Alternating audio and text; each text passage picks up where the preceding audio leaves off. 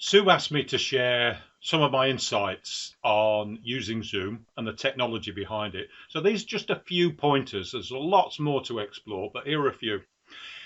When you're using your laptop and the camera is in the top lid, don't have it low down and the lid like this, because what happens is everybody gets a picture of your nose. What you can do is use a small box or something just to hire it up, a shoe box or something from Amazon, to get the camera in line with your nose. So for instance, my webcam here is right there, so I'm looking at me on the monitor opposite, so it looks as though I'm looking at you.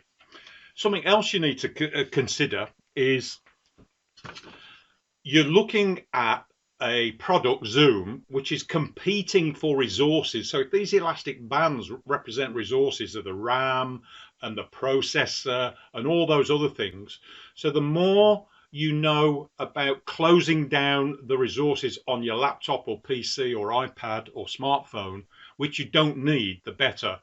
So check to see if you've got other programs running and close those down.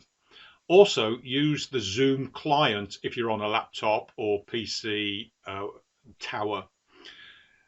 Something else to consider is a audio source. Audio is more important than the video.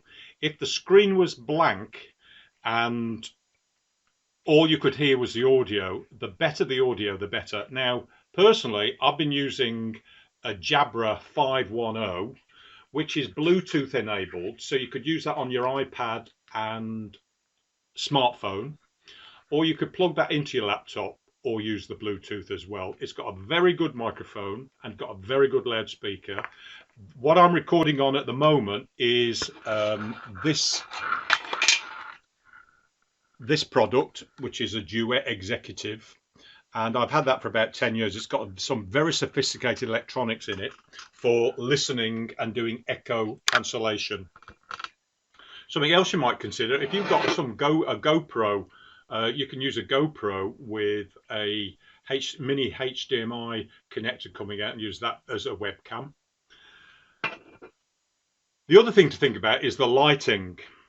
The worst thing to do is to have your back towards the window and the camera is actually taking the light from the window, so it's closing the iris down, and all the other person can see is this lovely white window and this dark shadow.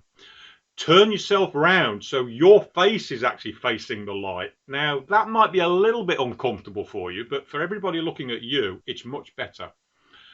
Something else you might consider is having a couple of angle poised lamps. If you're sat opposite a wall, shining the lamp towards the wall so the reflected light comes back, or have some very low wattage LED lamps, light bulbs in the lamps looking at your face, so you don't have to be blinded. And now LED lamps are available. They don't emit any heat or very, very little heat, so you could have very small wattage if it's looking at you, or quite high wattage if it's being reflected off the wall. Also, look out for daylight color. So I think that's about 6,000 degrees Kelvin. So check the actual coloration you get from the light bulbs and get daylight. That's my recommendation. Another thing to consider is if the sound needs to come from approximately about 4 feet away from your laptop or the microphone on the camera. If you're sat 5, 6, 7, 8 feet away, the microphone is picking up all the echoes around the room and it doesn't sound good at all. If you've got a pair of earbuds which come with your smartphone, the microphone on your smartphone buds is extremely good.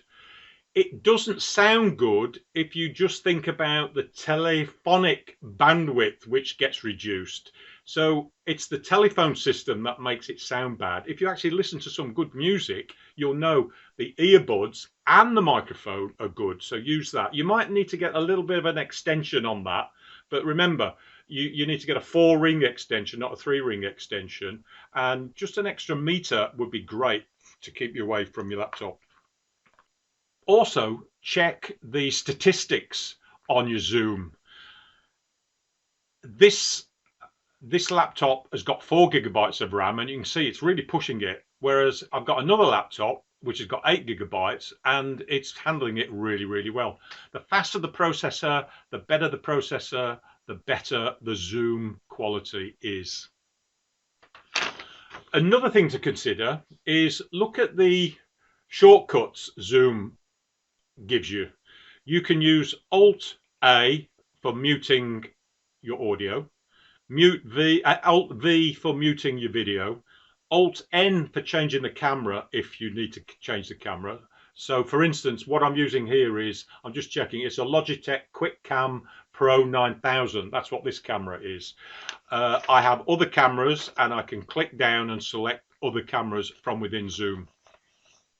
Something else you might want to consider, I really like my backdrop. It's not a virtual one, it's an actual cloth screen I got from Amazon for about £10. Unfortunately, I've tried locating these again, but unfortunately they're not available. I love this, and Sue thought I was sat outside in the cold.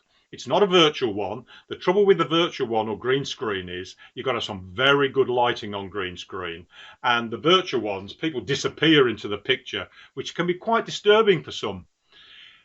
A friend of mine is a really dark Indian from the Indian subcontinent, very, very black skin, and he has a very bright background, and what the iris of the camera is trying to do is adjust the lighting for this very bright wall, and all I can see is this black shadow again, and only when he opens his mouth I can see his white teeth. What he needs is a darker background which allows more light to come in. There are stands available for the backcloth. So they've got flat feet, and you could put these up, and it comes as a kit like this, and you can hang a simple sheet from Asda, which costs about £8 or £9 you could have as a backcloth. I think that's really, really powerful. You might want to consider hardwiring your laptop or desktop to your router. Obviously I've cut the cable, so that's a very short link, because you might have other devices going on in the background, like smartphones, Alexa, and that might kick in, now, which it has done. It's waiting for me to say something, or the other one, SIRI, etc., etc., or GOOGLE. Those are all competing for resources. So if you hardwire your laptop into your router, that will get rid of some of that competing ness on the resources. Hope those things have been useful for you. Be curious, experiment. Do an experiment with another team leader to say, I'd like to try this out. I'd like to try a dual monitor out so I can see more than 25 people. So you can plug your television into your external monitor and have two monitors going, so you can actually see next to the other what's actually going on. Hope that's proved useful for you, and have a great day.